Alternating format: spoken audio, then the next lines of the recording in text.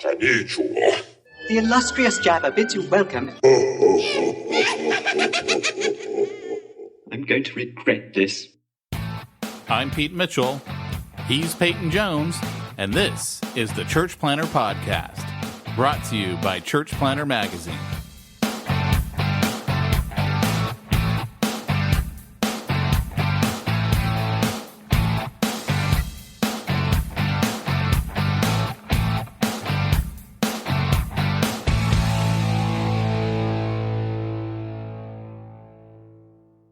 Hey, Church Planter, this is Pete Mitchell.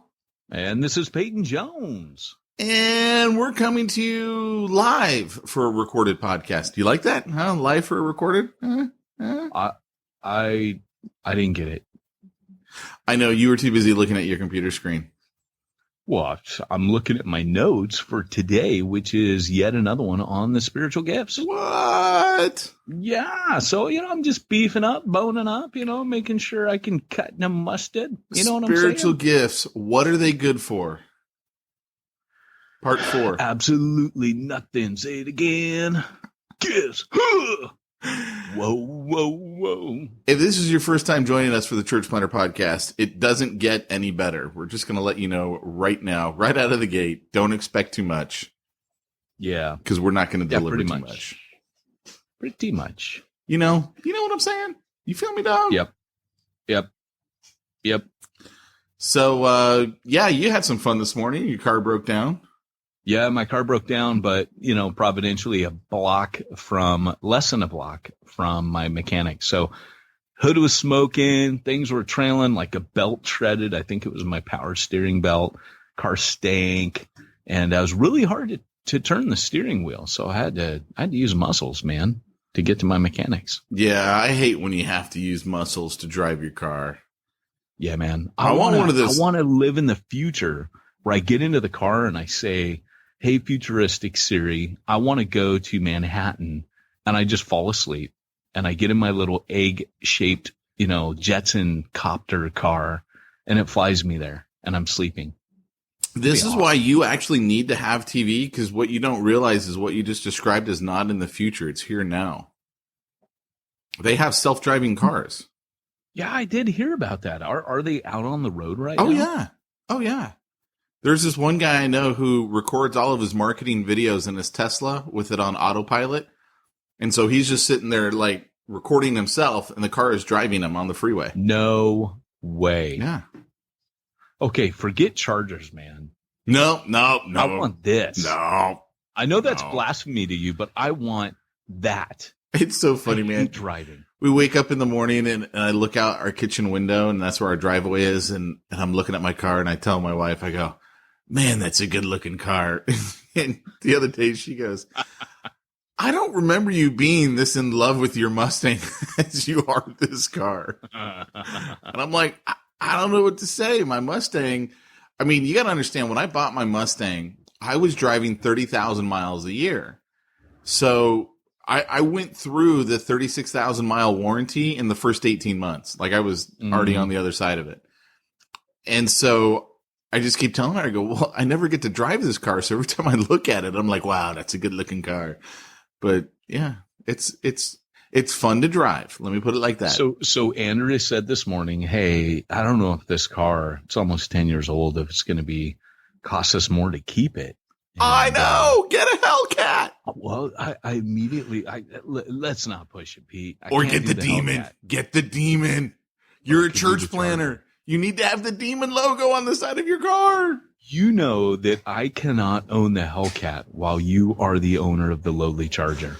That just would be wrong. Something would be wrong with the fabric of the universe if Peyton Jones was driving the Hellcat and Pete Mitchell was driving the Charger. Here's the thing. There is a pecking order. Here's the thing. Okay, so Jamie really wanted the Range Rover, which is like the cheap stripped down version is 70 grand and 90,000 is not uncommon, up to 100, 110 easy.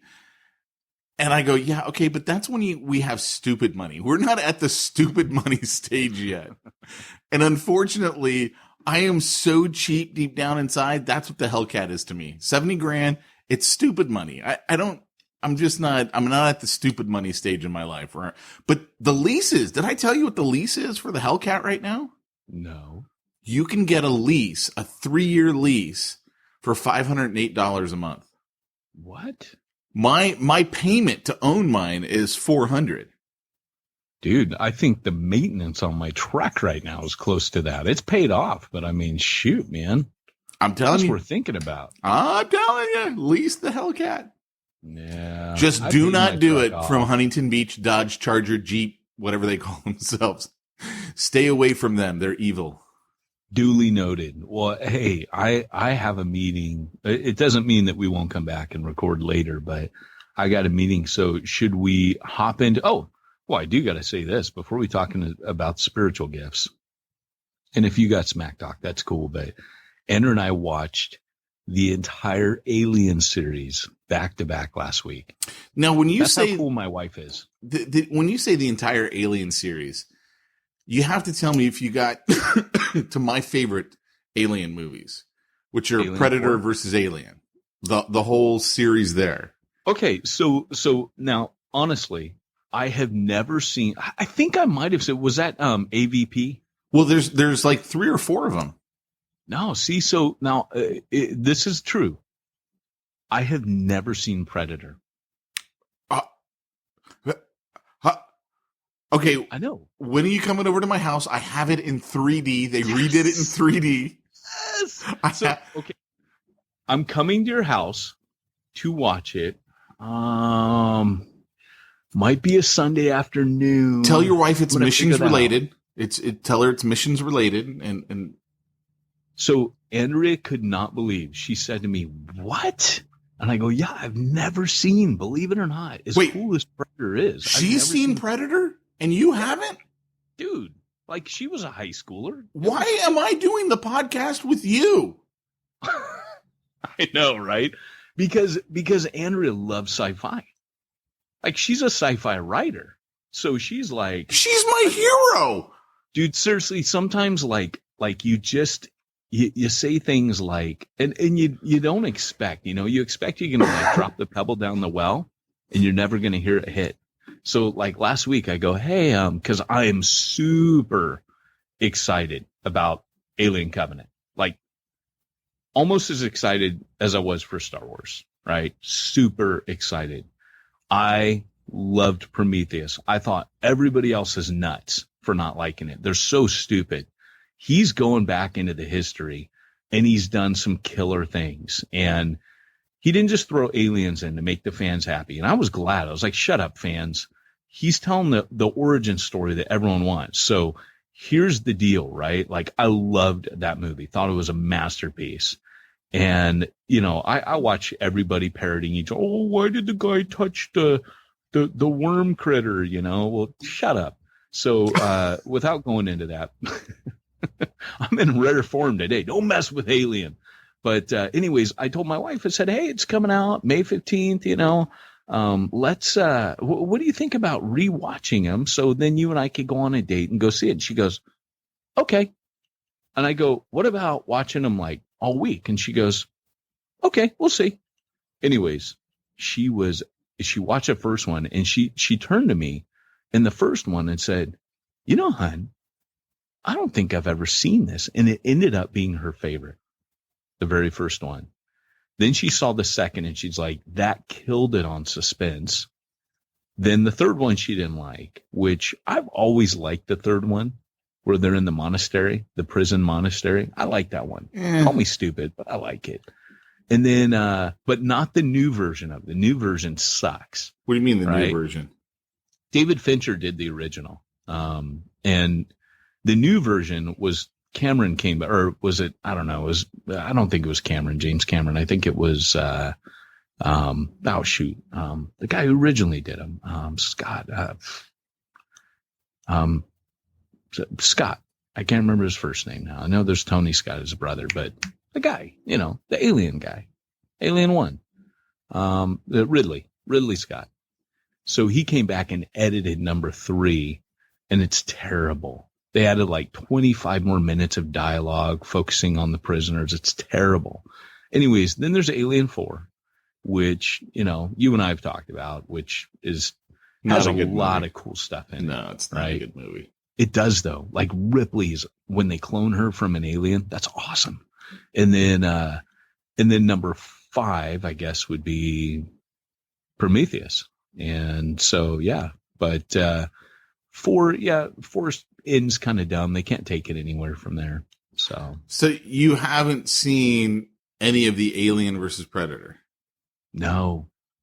Okay. All right. I saw one and it wasn't very good. I think they're in some temple and they were I think it was AVP and it wasn't that great. It was. Well, it was pretty. Yeah, the first one was pretty cheesy, but it still fit the whole Alien versus Predator motif. I mean, so I need to watch it again, but I need to watch Predator first. You need to watch Predator, and you even need to watch the subsequent Predator movies.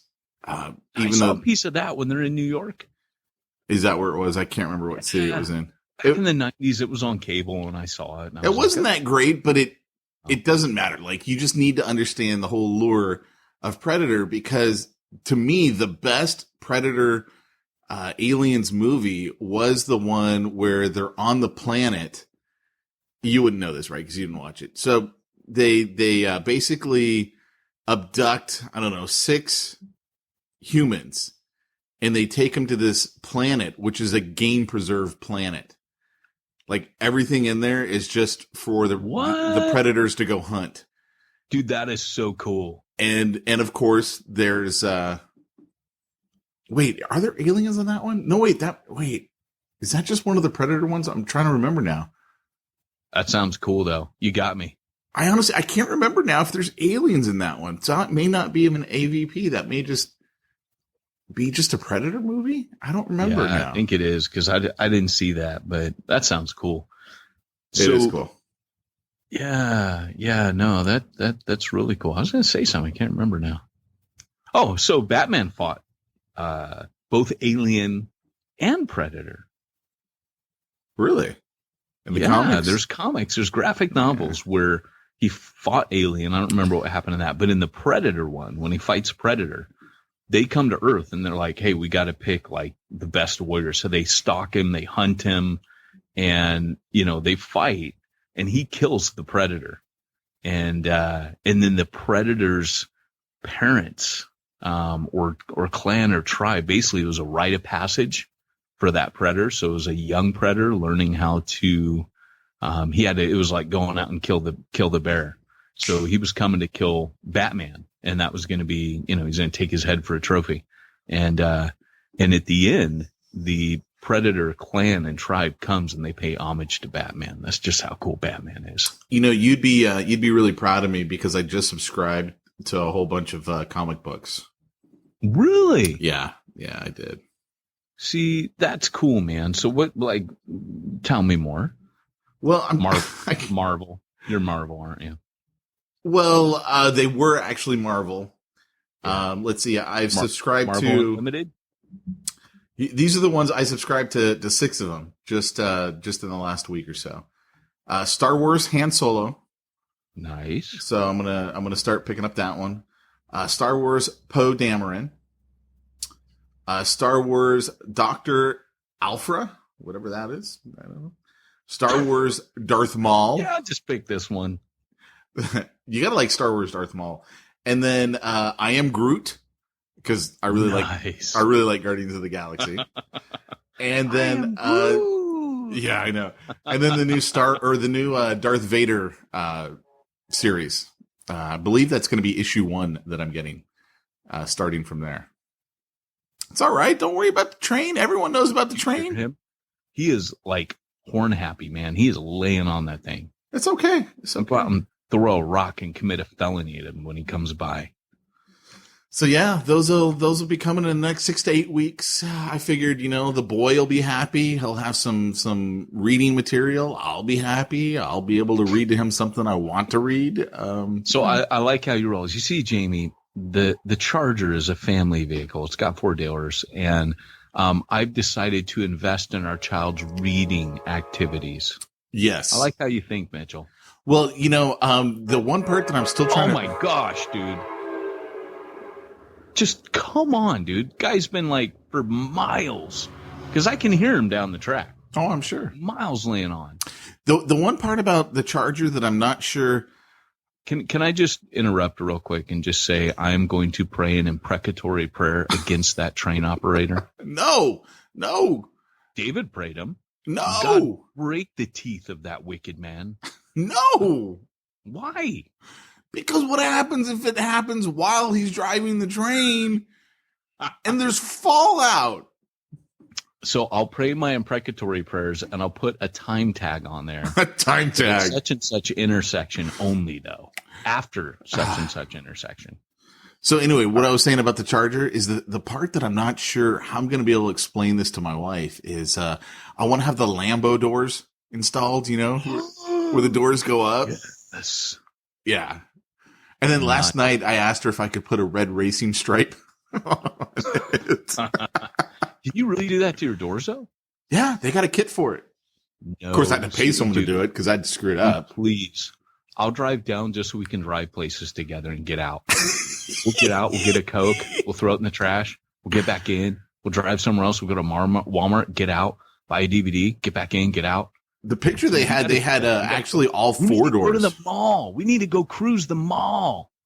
Not for chicks, though, because we're married. But I mean, just, show up at the mall, man, with a car like that. You're a god at the mall if you have a car like that. Yeah. Well, see, none of the malls around here do I want to be a god at, even a lowercase g. It's just not, they're not the malls for me. But I was thinking about my red racing stripe. See, here's the problem. I did order some personalized plates. So the personalized plates are coming. They're on their way. So I ordered because my car it's not a black. They call it granite pearl coat. So it's a dark color, and then it's got the blacked out rims, and it's got what they call the black top package or something. So everything's blacked out on it, right? So I ordered the 1960s personalized plates, which are the black plates with the yellow numbers. Yeah. And so now I'm thinking, you have maybe Charger underwear. This has become our new trend. So I'm just wondering to talk about the Charger. Do you have Charger underwear yet? No, but I did buy these Star Wars underwear that I like so much that I've literally there it is again, folks. I've literally gone back and bought 3 more of the exact same one. So like, how come you haven't sure if they're that good? Why keep it to yourself? Come on, man. Because they keep running out on Amazon and I have to wait and order them later. So I couldn't have you take them. Okay. You and I are never going to have the same size of underwear. That's just not going to happen. There's no danger. No, you don't understand. There's like 5% spandex. I'm sure it's one size fits all. That's awesome. We call this the moo size. All right. What are you saying? Moo size. What are you saying? Well, moo is something everyone can wear, man. That's when I think one size fits all, I think moo-moos. That's exactly what everyone else is thinking. So now I'm thinking about getting a yellow stripe instead of the red stripe. So that way it'll match the license plate. Nice. Sorry, I interrupted your Charger. That's it. That's the end of the story right there. I love driving places. Like, I'm like, okay, do I need to go to Las Vegas this weekend? Because I can drive there.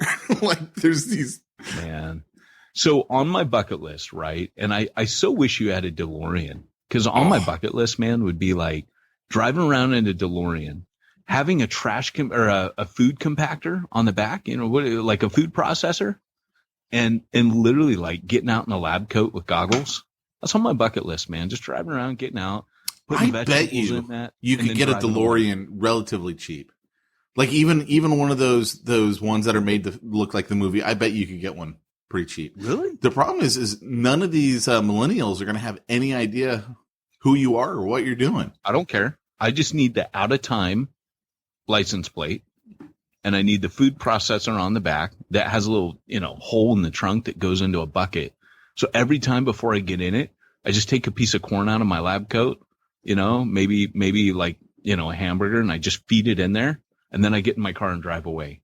That would be such a satisfying. I just go to Costco and like buy like bulk cheap food and just feed it in my food processor every time I get in. And of course, you have to drive right up to the front doors, not in a parking spot, and just like get out right there.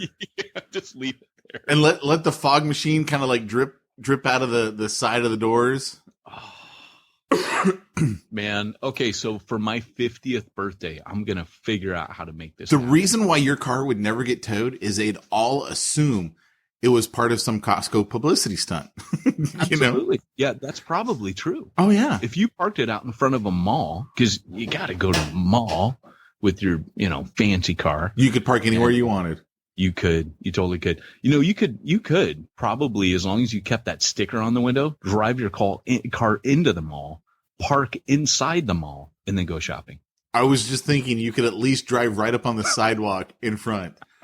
Like, it doesn't matter how, like at Christmas time, could you imagine shopping? It'd be easy for you to find a parking spot. You go, no, I'm just going to park right there on the sidewalk. It'll be cool. Yeah. But you could literally drive your car into the mall, park it, and as long as it has that sticker and says something like, sweepstakes. Sweepstakes. That's all you got to do. Sweepstakes. That's all you got to do. And then you park in the mall, do your shopping. Dude, and put a little box. You could actually put a little sticker that says sweepstakes. Put a little box next to any car. It doesn't even have to be a DeLorean. And you could park anywhere you wanted. You know what I'm saying? True. Oh my gosh, you're right. Gotta keep it clean. Put a sticker on. It could be like a magnetic sticker you put on, and you could have it on the inside of your car.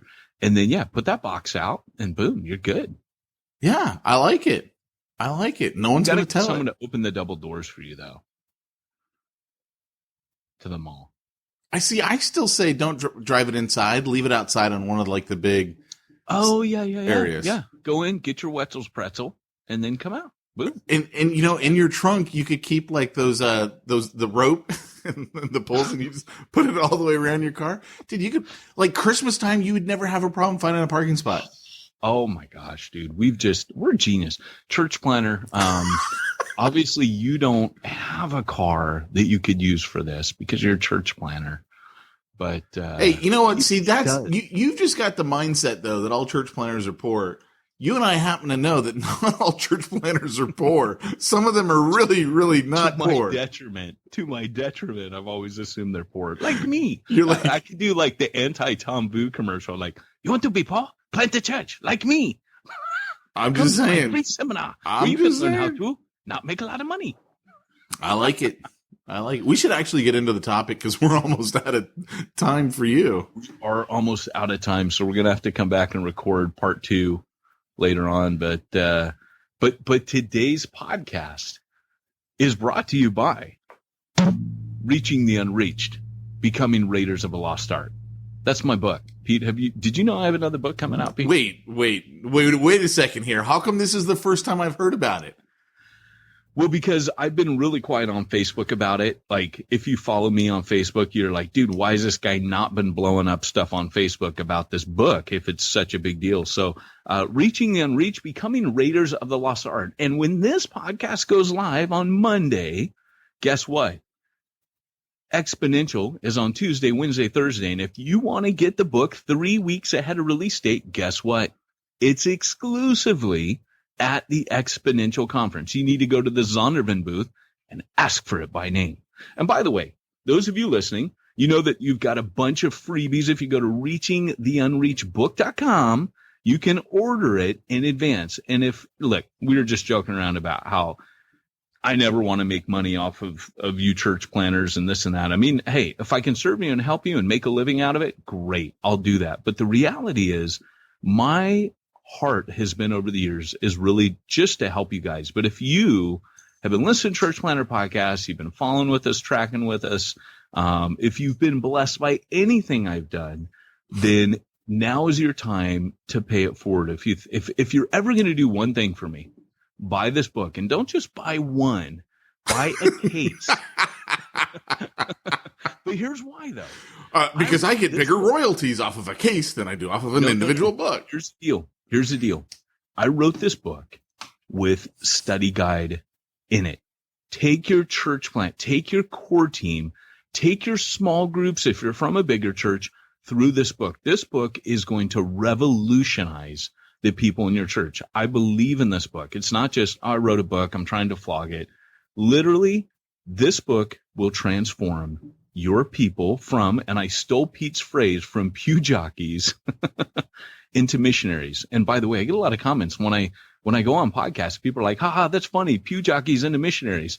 And I say, yeah, I made that up. No, actually, I say, no, my podcasting partner came up with that phrase. That's on the back of the book, Pete Mitchell. You know what I think is funny is, I know we got to get into the topic, but let's just cover this real quick. How many pages is Zondervan set aside for testimonials at the beginning?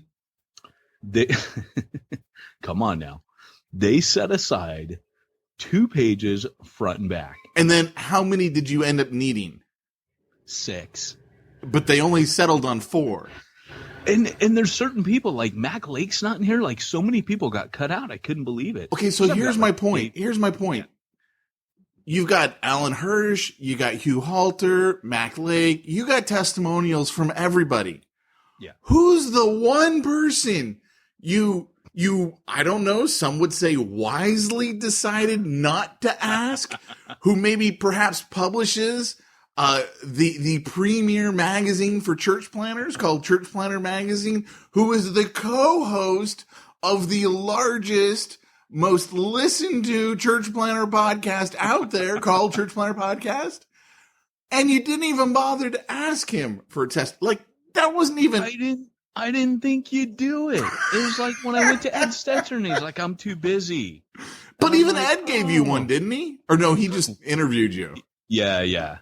So if you do want to check out that interview, it's on Christianity Today, The Exchange, and you check that out. But anyways, guys, honestly, if you want to pick up a copy of the book, please pick up a case. If you buy 2 cases or more, I will give you 30 minutes. Whether I zoom in with your small group that you lead, I will give you 30 minutes to go through it, or to take Q&A. Like I'd be super blessed if I knew you were taking a small group through this. So if there's anything you want to do, even if you're like, hey, I'm going to order a case that's 24 books per case, you can still get them at the bulk discount at reachingtheunreachedbook.com. You click on that, you get the discount.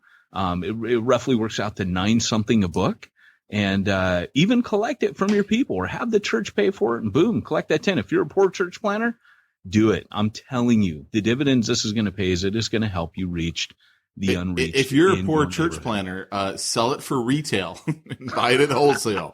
All right. So at $15, it becomes a fundraiser. I'm just saying, let's do this right, church planner. A little something we all learned from Burger King over the last couple of weeks.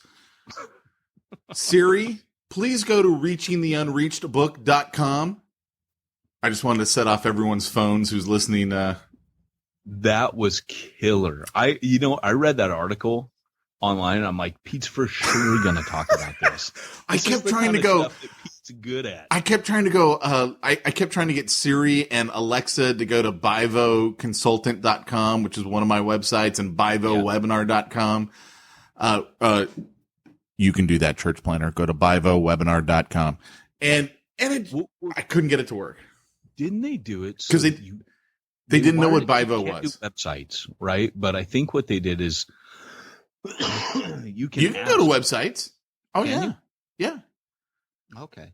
But no, they tricked Google. It was the Google Assistant into Wikipedia. Well, for those of you that may not remember, when Google Voice first started up, we actually did a podcast. We're just laughing our butts off going, "Hey Siri." Right. We were doing that. I don't remember what we did, but we were trying to and it kept triggering people's phones because they kept telling us to knock it off. It was something like, "Hey Siri, download, whatever." I don't remember. It was Alexa, remind me in an hour to go to reachingtheunreachedbook.com. So now anyone who's listening with an Alexa, their Alexa will remind them in an hour to go to reachingtheunreached.com. I wish we could tell Alexa to purchase cases. That would be awesome. You can. Come on, Alexa, get Reaching the Unreached book from Amazon. I'm just saying. The order is now in the pipeline. Siri, get...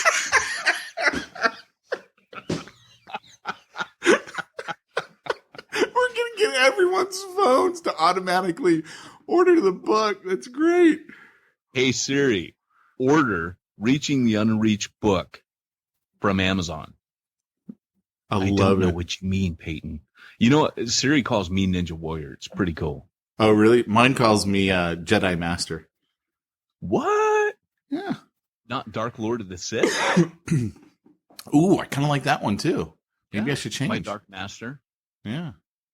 So, seeing as we've only got like 8 minutes before you got a jam, should we save the actual serious part of the podcast? We should. Are we done doing my book commercial though? What did I leave out? You're the marketer. You It could be the longest book commercial, the longest commercial we've ever had on the podcast. Well, you're going to interview me pretty soon on both podcasts about it, so, This is why Peyton should only have a book come out every 3 to 4 years, because I've become impossible to live with. Dude, I love it. I love it. So what you're saying is everyone should go and pick up a copy of the book. A copy, man. A case. A case. Everyone should go and pick up 2 cases so they can get the half hour. So you can get 30 hours of me. Dude, how many books are in a case? 24.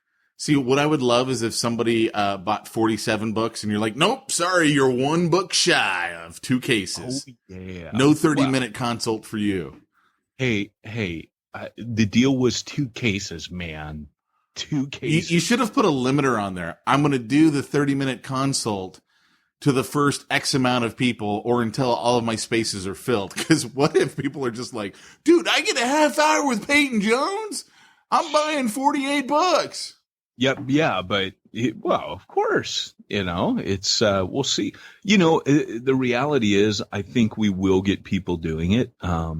It's a good deal. 30 minutes of someone's time, man. That actually is not bad. I mean, I've done the math and it's pretty, I think I might be ripping myself off, but I want to help your people get motivated on mission. No, it helps you in other ways too, because, it'll get more publicity for your book. And obviously, that helps build a little bit of a platform, as they call it, for you. And, well, and it's a steal really to buy 2 cases to go through your church with small groups. They're going to give you that $10 anyways if you want. 15 plus 30 minutes 15 with 15, as Pete says, the marketer speaking, plus 30 minutes with the author. It has nothing to do with being a marketer. It has to do with being the guy who's always after money. Wait a second. If I'm selling it for what I'm buying it at, how exactly does that help me out? That's why Pete runs every time we have someone say, hey, I want to advertise with the podcast. That's why I'm always like, you need to talk to Pete. Because I'll be letting you do it for free. He'll be like, pay me my money. All right. Well, when we come back, then we'll go ahead and do the spiritual gifts, the final series, the final spiritual gifts a la mode, a little bit of ice cream. Yeah. This is where we're going to do a deep dive into the spiritual gifts and talk about, the different types of gifts and what exactly each of them are. Cool. I dig it, man.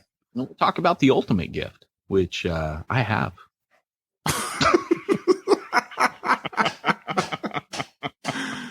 Cool. All right. Well, we'll be back right after. Yeah. I'll give you a little hint. It's in 1 Corinthians 13. I think you got it too. So I'll talk to you later. Yeah. It's Huggy Bear. It's the gift of hugging. That's Pete's missional code name on mission trips. Pete's code name, Huggy Bear. Dude, what I hate is when people come up to me and hug me at these conferences. That's why I don't go to Exponential. People are like, oh, you're Pete Mitchell. Let me give you a big hug. I'm like, dude, seriously, what's up? No, fist bump. Yeah. If even that. Fist bump. Let me go hide in the cantina or something. Well, that was what was funny is that Babylon B, I had sent that I posted that thing where the guy's like, I've been a greeter for 30 years. And one day someone slipped past me and I vowed never again will that happen. And it was like, Pete, he's coming for you, man. Hey, quick question though. When you mentioned pew jockey and whatever the line was, did you credit me or did you just say my co-host? Like, did you use my Pete Mitchell? Yeah, I'm in a book. Oh, no. You're not in this. No, I'm not in the book. Aren't you in church there? I didn't know you want to be it. You know what? I should have asked you, but it's kind of like, yeah, he's his friend. He works with him, right? Like, okay, next time I'm going to have you in it, man. I'm sorry. I'm never putting your name in any of my books ever. Ever. Probably.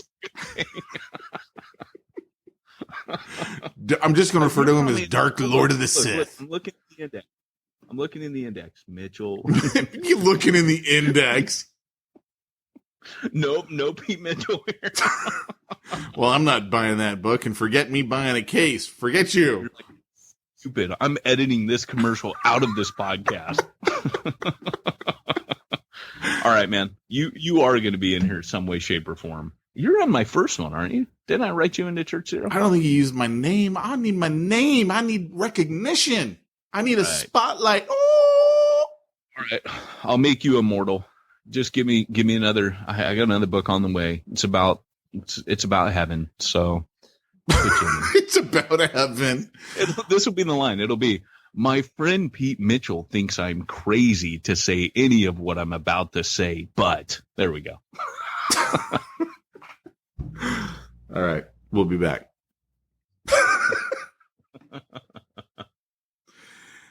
Okay, church planner, what you don't understand is that we had to do a little break between what you just heard and what is now going to be the content-rich portion of the podcast, which for all the non-fun church planners, it's your favorite part. And here's the thing. It's been several days. And I was just telling Peyton, it is going to be so hard for me to not do smack talk because I got like 3 good stories I want to tell. I know, right? Like me too. Like a whole weekend's gone by. But I have to wait. You have to wait and share the trauma this Thursday. So, okay, well, let's get into the gifts, and we want to talk about the different types of gifts. Remember, we had 3 different categories, and we talked about the gifts. The ministry gifts that, interesting, these 3 categories come, even though they're the gifts of the Spirit, the result of Him living within you, they are given by different members of the Trinity. And this is really interesting. Really? We believe. Is that, what verse is that based off of? Well, it's based on how each of these categories mentions where they come from. So, for example, like, we're Trinitarians, right? Like we believe in Father, Son, Holy Spirit. So, for example, like the ministry gifts, Ephesians, it says that Jesus gave these gifts to the church, right? That when He ascended on high, He gave, some to be apostles, prophets. So these are from Christ, from His ministry, and these are what we call the serving gifts. So, for example, a mutual friend of ours was on Facebook, a pastor, and he was complaining about how people don't respect pastors anymore, and he was talking about how clearly he listens to this podcast. But pastors, what are they good for? Oh, sorry. But here's the deal, right? Like he was complaining about people don't respect us. We work hard. And I'm thinking the whole time respect is earned, right? It's not a right you have. And that's kind of the problem is we've got too many pastors walking around thinking they're God, definitely getting paid pretty close to what God gets paid. And they walk. Well, come on. I'm not going into that, but I know some pastors. Let's just put it this way. No, let's be fair. Let's be fair. The majority of pastors are not paid anywhere near God. but you know what I'm saying? Like most pastors, standards. By church, it's all relative. Yeah, but most churches are church planner standards. Like even the established ones that have been around for 100 years still have less than 100 people. Hey, I used to think 100,000 for a pastor was a lot. I mean, we're not talking. And then you move to Southern California in a year or thereabouts, right? Like more than what you make, my friend. So, when a pastor starts making that, I start kind of wondering what's up with that. It depends. Well, yeah, but first of all, I don't think that happens very often. I'm not saying it doesn't happen. I'm just saying I don't think it happens very often at all. And I don't care if the money comes to them outside of the church.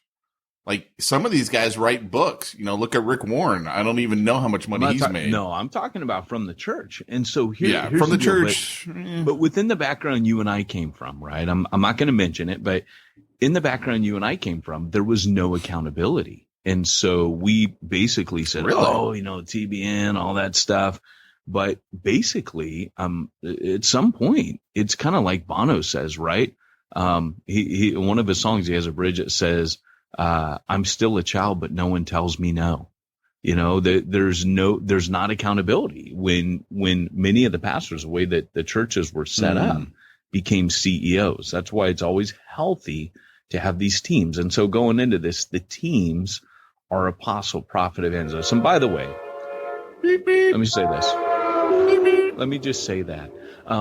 There's nothing wrong with being well compensated. When Paul says you're worthy of double honor, he's saying you should be paid well. You shouldn't be kept poor. And I'm grateful to Paul for saying that. But there's a difference between being counted worthy of double honor and worthy of quintuple honor, shall we say.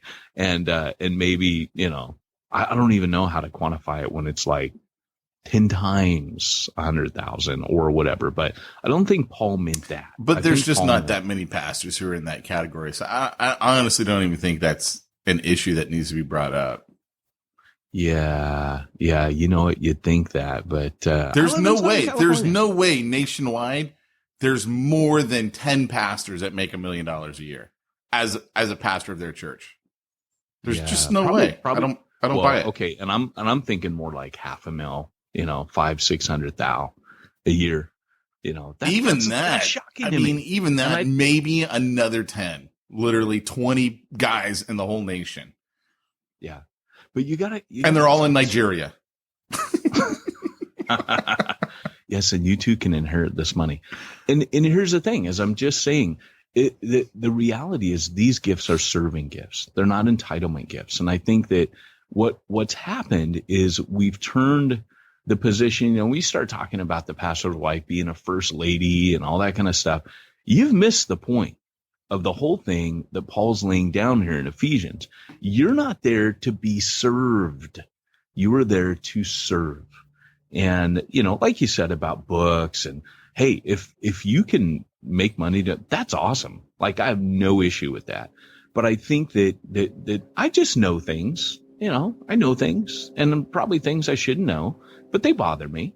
And, you know, when I know this is happening and people don't know about it, the average congregant doesn't know that, you know, pastors are raking in this much. And I know because I have a good friend who's that also depends on the ministerial tax man in Southern California, and I just know. But see, that also just depends on the denomination that you're with, because the denomination that I grew up in, everything was disclosed because it was a member-run church, which we've talked about on the podcast. Checks and balances, which is but that was about the only thing that made a member-run church good.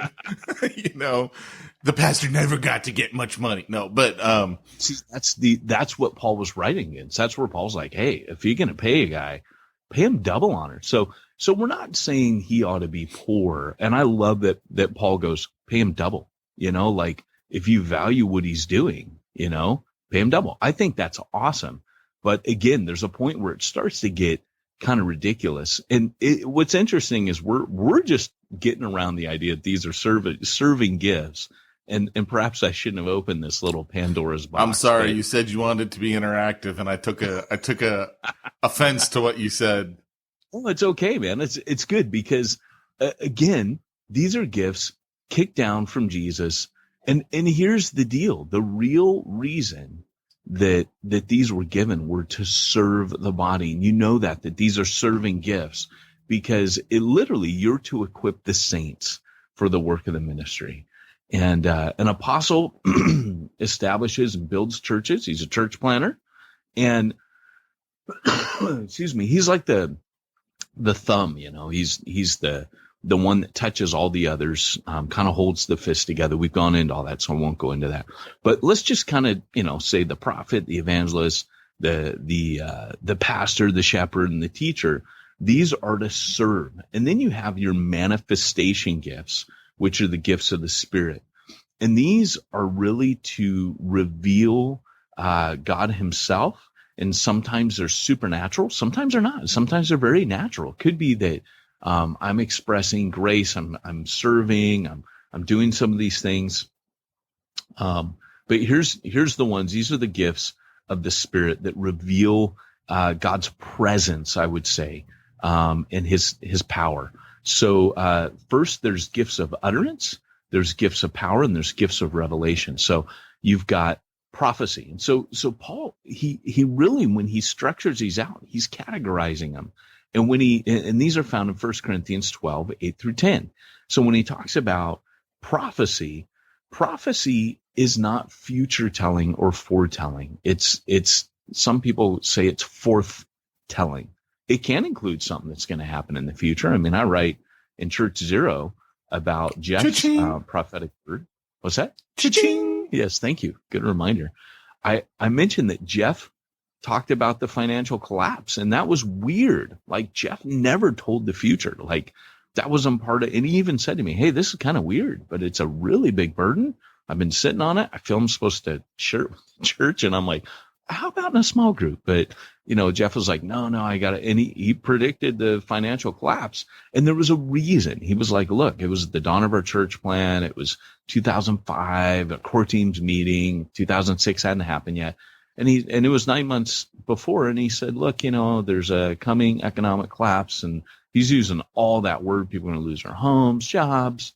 And he's like, but the Lord wants us to put our hope in him, to know that when this happens, not to be shaken by it, that part of our witness as the people of God will be to show that our hope is in God. And boom, boom, boom. And so when it happened, we didn't get scared. It was kind of cool. But all that to say, the way that I knew Jeff had the gift of prophecy was that he just prayed for us, one night about our infertility. And the cool thing was we had never told anyone that we had infertility. And he just took aside, one night at the end of our core team and was like, hey, can I pray for you? And I don't know how to explain it, but some healing in my wife's heart was done, some in mine. And prophecy is really telling God's heart. It might be that someone's under condemnation. You go out and give them a word of encouragement. That can be prophecy. When Paul says speak, as if speaking the very words of God, the very oracles of God, as if God were revealing his heart through you. That's prophecy. If you even speak truth, that can be, believe it or not, prophecy. The Puritans used to call preaching, spirit-anointed preaching, prophecy. And so don't get weirded out on it. I've seen a new believer prophesying without realizing she was doing it. She didn't realize she had the gift, but she was just speaking things that were just, I don't know if I've mentioned this, Pete, that at Refuge Long Beach, we had a guy that just said one sentence after a 45-minute discussion on whether or not we should do this or that. And it was like the Holy Spirit just cut the air with a sharp knife and cut the atmosphere. And we all just sat there, one sentence. He just threw a zinger out there, and we knew we had heard the voice of God through that one sentence. So it's not like, thus saith the Lord God. If someone does that, it's probably not prophecy. That's someone really wanting attention. So what you think about that, Pete? I think you need to be wearing a nice big white suit, and you need to take your coat and you need to go running over the audience and hitting people with your coat. That's what I think. And what do you mean, Pete? That's all I'm saying. We're being nasty in this podcast, aren't we? I start off a little nasty. It's because we didn't get to do our smack talk. All this pent up angst. No. All right. So what's the next one? Move it along. Keep it moving. Keep it moving. Your favorite, other than the gift of hugging, is the gift of tongues. Now, wait, what? This is tongues is really interesting because Paul says that it's gibberish if there's no interpreter, and it's seen as crazy talk, which, let's be honest, it is. Oh, it totally is. I got stories for days on tongues. To the human ear, it's gibberish. To the human brain, it's crazy talk. And here's the deal. It's okay because it wasn't really intended for public consumption. Tongues, when you hear Paul talk about it, he tells you it's for the edification of yourself. So when you walk into a church and like, boobly, boobly, boobly, doobly, and you're like, dude, everybody's doing this. They're misusing it. I have a power drill. And I could use that power drill for all kinds. I could use it for like mixing things. I could use it for, giving people shots. If I were a nurse, I could use it. It'd be a messy way of doing it for sure. Be for just proud like these. Don't picture it, but I could misuse that power tool for just about anything. I could drill holes in the ground with it and, drill holes in my tree, put tree vitamins in it, but that would be misusing that power drill, right? It's a tool, it's a gift, but it needs to be used correctly. And Paul says, hey, do it under your breath, like it's for you. But he goes, if one of you does use it publicly, make sure there's an interpreter. And the reality is, and that's the third one, is the interpretation of tongues. It's a supernatural interpretation. And so that's why people nickname it prayer language, because it's really for you. Paul says, it's for edification of me. But if I speak it publicly, it needs to be interpreted, and then it automatically becomes a prophecy. And you get the impression that Paul is saying that should be a rare occurrence. It is not a normal. In the time that we were in Pillar, we had lots of people with gift of tongues.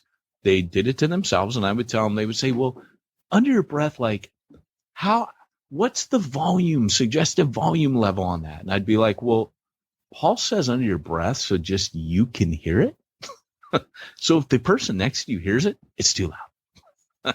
Really? Huh. Yeah. Yeah, because it's not meant for other people to hear. It's for you. And it's like when you pray, and you don't always have to do it out loud. But anyways, the deal is, yes, it's an utterance. Yes, you do it. But Paul says do it quietly. Quiet.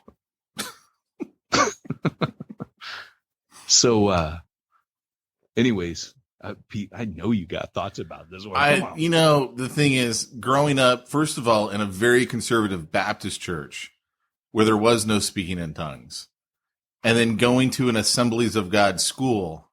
Oh my gosh. Where everybody spoke tongues, when they gave out a homework assignment. It's like, I've seen the gamut, and I went to my buddy's church. His dad was a pastor.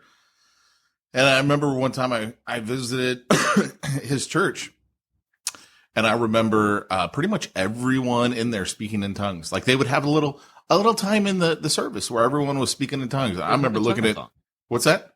They'd have a tongue-a-thon. Pretty much. And I remember everyone, my buddy and I was like looking at him going, dude, are you freaking kidding me?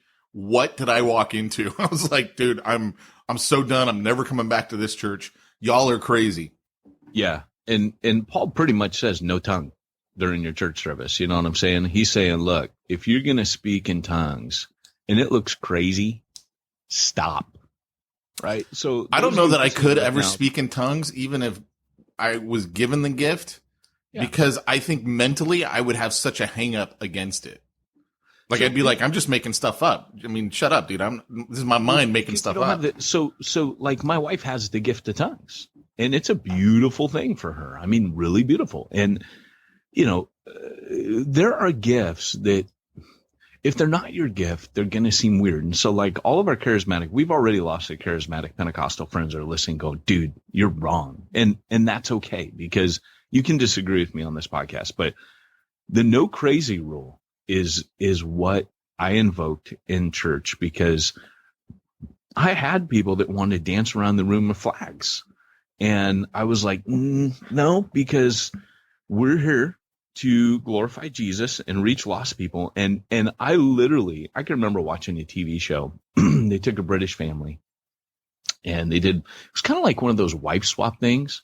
And they took, religion swap. That should be on TBN. Well, she took the family to her church, and they were really interested and really open to the things she was saying about Jesus. She was a cool lady. And then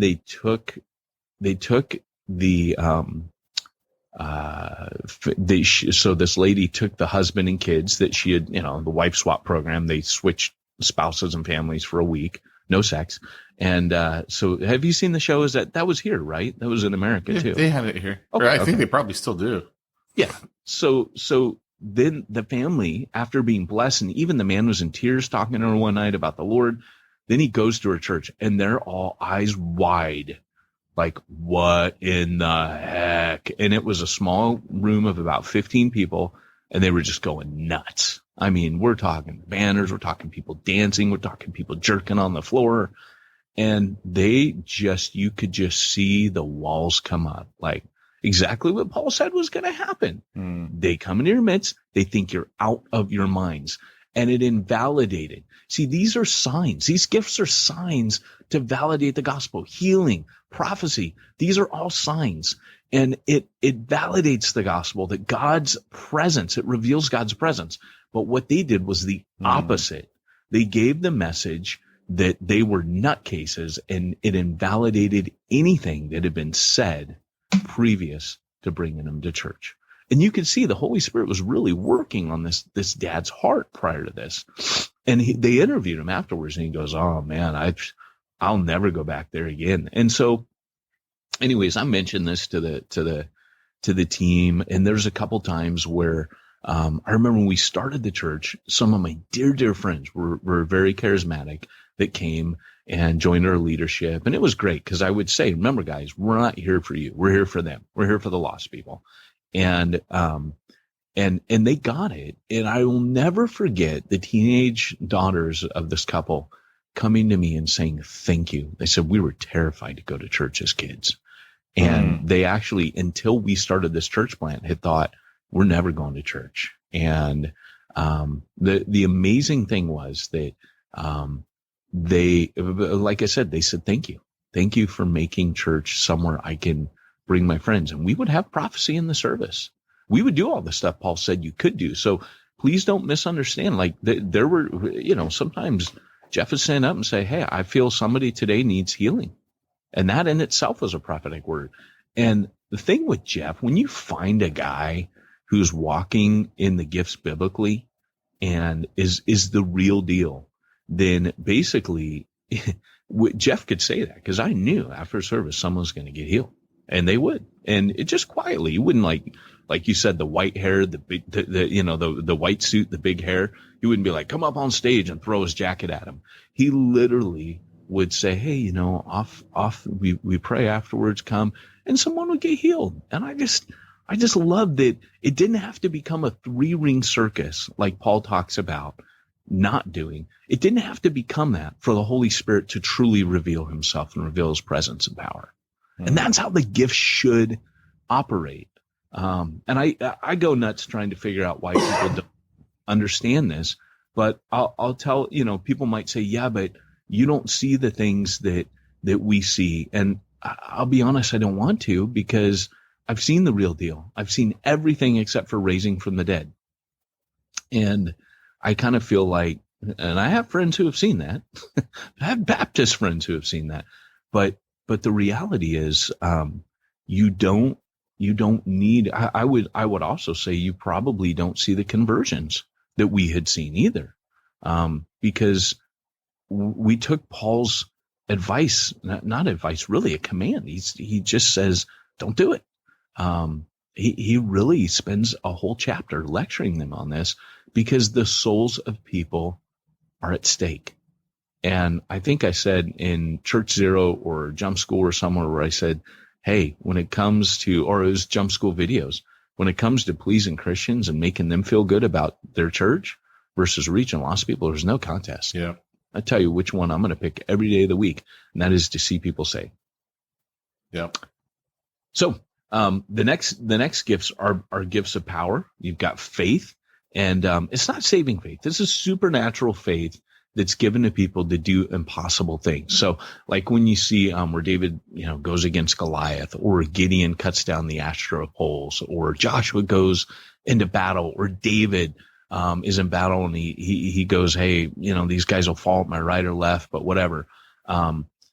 That's a gift of faith. And church planners need this gift, and they have it. Actually, church planners usually have the gift of faith. They can do things. And Hebrews 11 says by faith, by faith, by faith. And that is in many ways the exercising of the spiritual gift of faith. Healing. It's a supernatural healing. And the interesting thing about the gift of healing, and he mentions miracles as well. Miracles, I don't know a lot about that. I just know that certain things would happen. I remember hearing a lot of stories from missionaries where during times of persecution, things would, be overlooked, kind of like Jesus passing through the crowd. Bibles that were being smuggled, they'd be searching and they'd let them go through, and the guys are like, what just happened? I don't really understand a lot about this gift, to be honest. But they seem to be, Jesus did miracles like the feeding of the 5,000. They weren't as common as healing. He does miracles like turning water to wine, but they're fewer in number. The greatest miracle of all being the resurrection. So sometimes resurrections, people, like I mentioned, raising from the dead, but I haven't witnessed a lot of this. I've seen one or two miracles. I saw once I had a guy trying to punch me and he couldn't punch me. That was early on, and he later became saved and said he just physically couldn't hit me. It was like someone was holding his fist back when I was sharing the gospel with him, and he was a very rough, violent criminal, skinhead. Been in and out of jail. I had cops tell me once when he first got saved, they're like, don't hang out with him. He's, let me tell you about him, and lecturing me and this and that. But, so I guess I've seen little things here and there, but healing, is the one that, interesting thing about healing. I remember being in a healing once where the Lord told me, this person's going to be healed. And it didn't happen right then. And then it happened within a year, and I was really troubled over that. And since then, I've learned that when the Lord tells me that person's going to be healed, and it doesn't happen that day, I tell him, because this is where, for me, prophecy comes into play. I usually get a prophetic word if I'm either sharing the gospel or praying. But I've learned not to. At first, it was really scandalous to me. Like, why did I think this person was going to be healed? And the person was healed, but it wasn't necessarily a miraculous healing on the spot. But it was a word that I gave to them. And I've since seen that. We saw that in Refuge Long Beach, where one of our leaders needed healing, and I was able to speak the word of prophecy because the healing wasn't for that day, and within a matter of months, they had been healed. So. And that's an interesting one, because sometimes the healing in the New Testament is not right there on the spot. For example, like Jesus tells a guy, go wash, right? And it's not until he goes to the pool and washes his eyes that the miracle happens. And so I don't really understand. All I know is, with healing, you gotta be open, because I've seen people supernaturally healed on the spot. I've seen physical deformities healed on the spot. But I've never seen in the Bible, like blindness is the classic example, where Jesus did more blind healing miracles than anything. And yet there's not two healings that are done the same. Once, I'd hate to be this guy, but once Jesus spits in the guy's eyes, like spits in his face. Another time he spits on the ground, mixes it with mud, puts in his eye. Just mentioned that. Another guy, it's gradual healing. I see men like trees walking. I mean, every time that Jesus does it, sometimes it's instantaneous. He puts his hands on him and he's healed. Receive your sight. Each time it's different. And so, that's something to be aware of with healing. It's not always going to be the same. Yeah, it was funny. The church I've been going to, the pastor was actually talking about the old, spitting in mud and healing. Yeah. And he actually had a really good reason for why it was probably done that way. Because he kind of brought up the same thing. Why in the world would you do all these other miracles this way? And then this guy, all of a sudden, it's like, let me get a good loogie here, He's like, because it wasn't for everyone else. It was for that guy. And that guy would understand that. He was totally blind. I mean, what do blind people do? They feel, and so he was just relating it. He goes, Jesus was relating to this guy on his level. Like this guy understood what was going on. Yeah. So was interesting. Yeah. And there's interesting things too. Like sometimes there's something that the person needs to do. Like, they have to exercise faith. And look, let me say this right away. I need to just come against faith movement because I don't want anyone to I don't want you to misunderstand me. There are good doctrines that have been hijacked by false doctrine. That's what the enemy seeks to do. Like, if I were the enemy, I'd be like, hey, I want to undermine faith. So, because I don't want people to have faith, because by faith, boom, boom, boom, boom, I get my butt kicked. So I'm going to create a doctrine and create a movement called the faith movement. And I'm going to have people say ridiculous things about faith. But here's the deal. Like, Jesus would say things like, if you believe. God doesn't play games with your faith. Faith is really simple. Just, do you believe? Right? It's not like, Jesus said, if you had the faith of a mustard seed, it just means you believe. Like, let's not, what does that mean? It means just a teeny seed of faith is enough. So when faith healers come in and they say all this crud, it's like, dude, because here's the deal. Like, they go, well, no miracles could be done because of a lack of faith. And that was the lack of faith of non-believers. The Bible never makes an issue of the faith of believers. Well, believer, you didn't have enough faith. No, that was people in that region didn't believe in him. And so he could do no miracles, right? They didn't believe in who he was. So the faith that Jesus wanted them to exercise was in him, that he was the Christ, the Messiah, the Son of God. And it makes me furious. Sorry, I'm going to be nasty and have a rant again. Makes me furious that in this, people would take the focus off of God, like that's ever a good idea, to get the focus of your faith off of God and put it on yourself. Hey, if saving you from an eternity of hell isn't done that way, I can definitely tell you a temporal healing of your body isn't about you having faith in your faith or faith in yourself either, okay? It's not about you. You believe Jesus is who he says he is. Boom. That is the faith in the mustard seed. And hey, is there, like I said, is there a gift of faith? You betcha. And that's given from God. That alone should be enough to undermine the faith movement right there. Just the fact that there is a gift of faith. But anyways, I digress. Sorry, Pete. You lost me for a minute there. Remember on the Flintstones, like when it got all groovy in the 70s, and they had space people on it. Wasn't that the Flintstones? Where it was like Pebbles was grown up. I don't remember teenagers. that. Remember that? No. Like Hanna-Barbera just went nuts in the 70s. You can Google it. And Pebbles and Bam Bam were teenagers. They look like the people off the Mystery Machine. And they had this friend, and she was a space alien, believe it or not, in the Flintstones. Because remember, you had Kazoo. And she would go, ay, ay, ay, ay, ay. And she'd get carried away, and she'd start floating up in the air. They have to grab her by the ankles and pull her back down. I'm just really, really happy that we still snuck in some smack talk. We did. So, okay, last ones, and then we're done for the day, right? Because we're running out of time. Oh, yeah. So talk about the third and last category next week. If you can receive it. If I can receive it. If I can you receive my what? ditch, Pete? You with me? No. Okay. All right. So the last ones are the revelatory gifts, the gifts that reveal knowledge or wisdom or naughty spirits. So let's talk about that for a second. Number one, the word of wisdom. This is supernatural wisdom or insight. So, for example, the gift of wisdom, Solomon had this.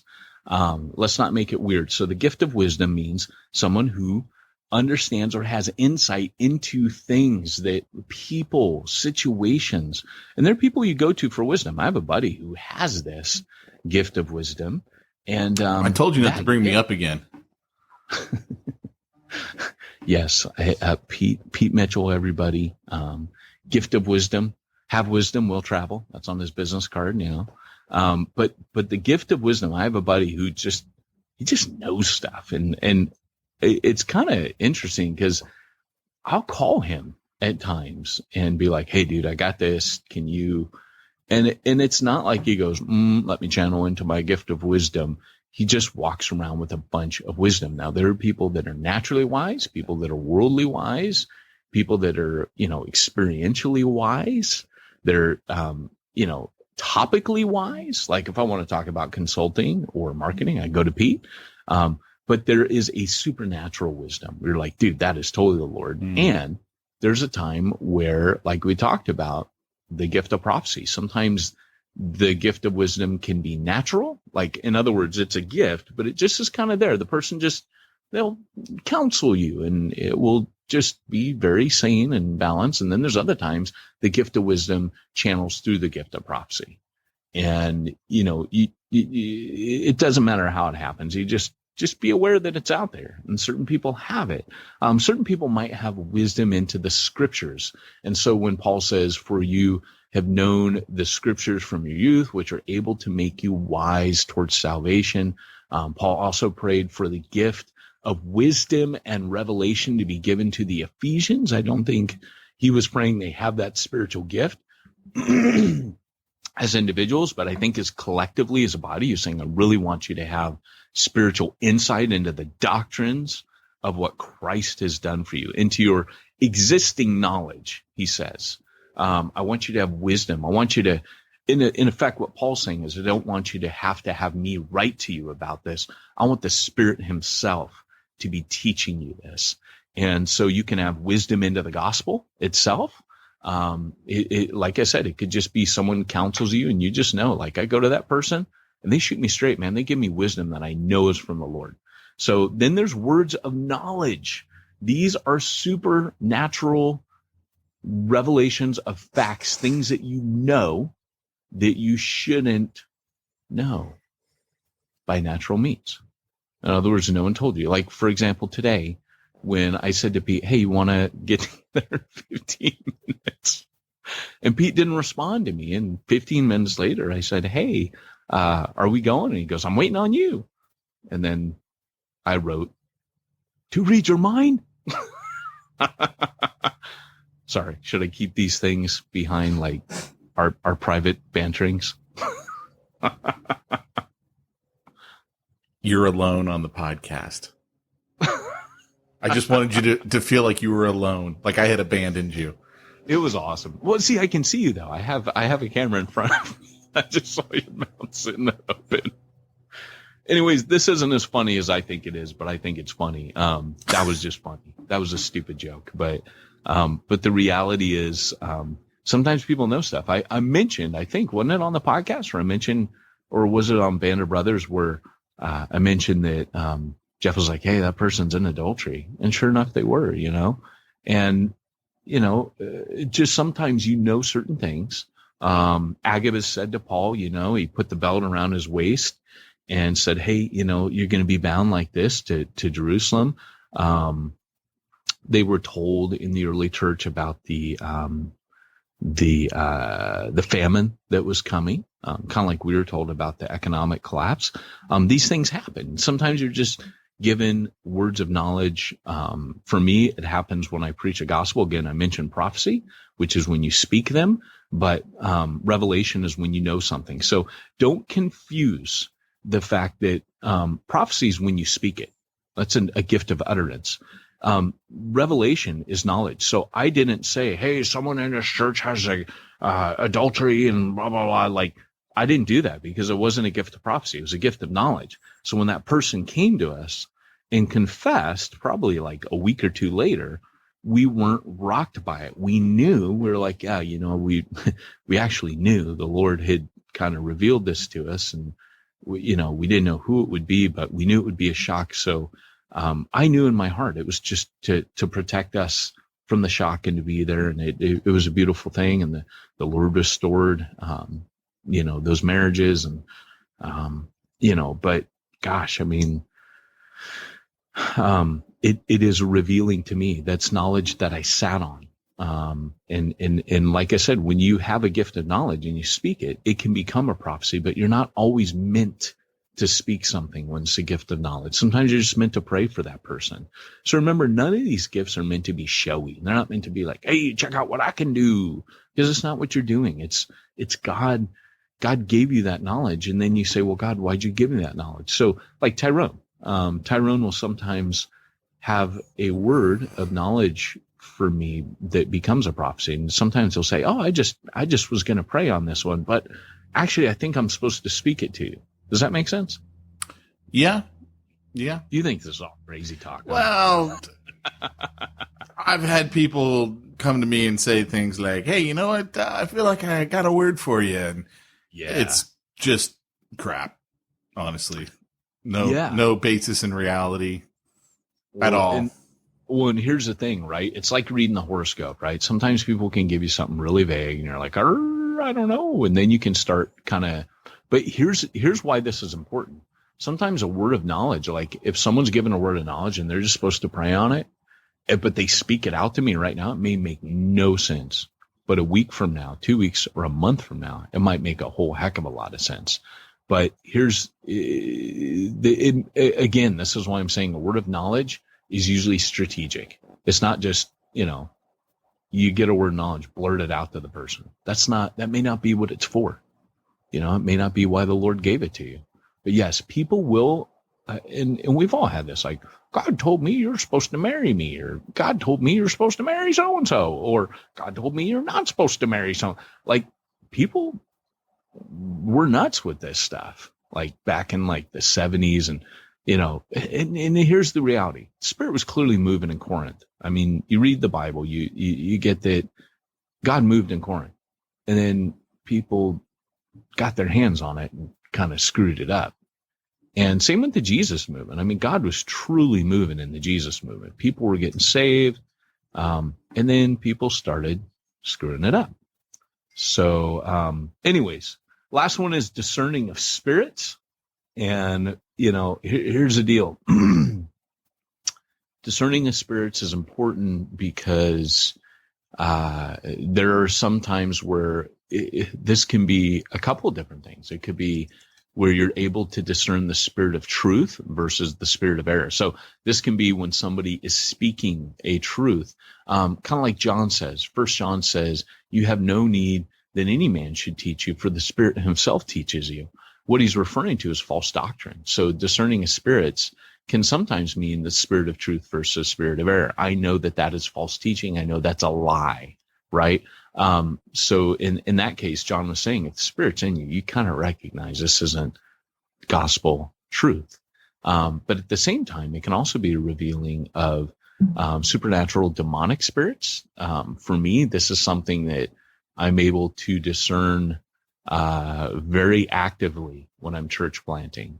There are times where I'm able to tell that someone might be demonically being used. That could be a believer to sow division or things like that. And that's not just anyone who comes against me or says, hey, I disagree with you. That's totally different.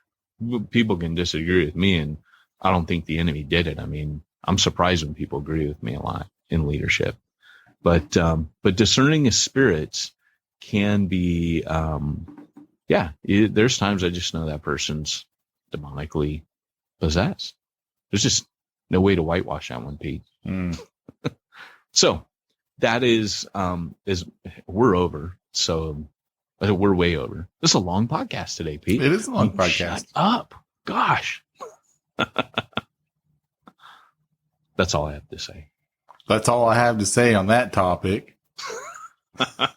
Except I'll have to pay. Well, what about someone who's got the gift of, say, math? Oh, I know some people who do, Pete. Oh, really? Pray tell.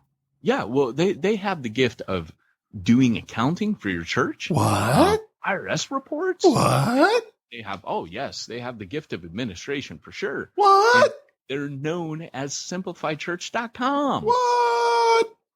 Yeah, they'll handle all your bookkeeping, IRS compliance, and, well, just about any other kind of administrative needs you have, Pete. I love that there's someone who's been given that gift, because clearly I have not been. I have not been either. And Well, that's so you clear. can go to simplifychurch.com and tell them Pete and Peyton sent you. And that's all the time we have for today. Just remember, guys, if you are at Exponential this week, you want to go to the Zondervan booth and you want to pick up Reaching the Unreached, because it's available this week, 3 weeks before the release date, only at Exponential at the Zondervan booth. Anything you want to say about that, Pete?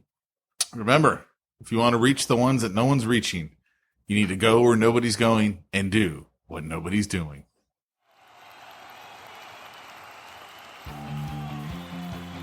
Thanks for joining us for another weekly episode of the Church Planter Podcast with Pete Mitchell and Peyton Jones. We'd love to hear your comments on this episode of the Church Planter Podcast. Visit us online and let us know what you thought at churchplanterpodcast.com. If you subscribe to us via iTunes and have enjoyed the podcast, leave us a positive review. The more positive reviews we receive in iTunes, the more iTunes will promote us to other church planners who would benefit from this show. This podcast is brought to you by the Church Planter Magazine, which is available in the iTunes newsstand or online via churchplantermagazine.com.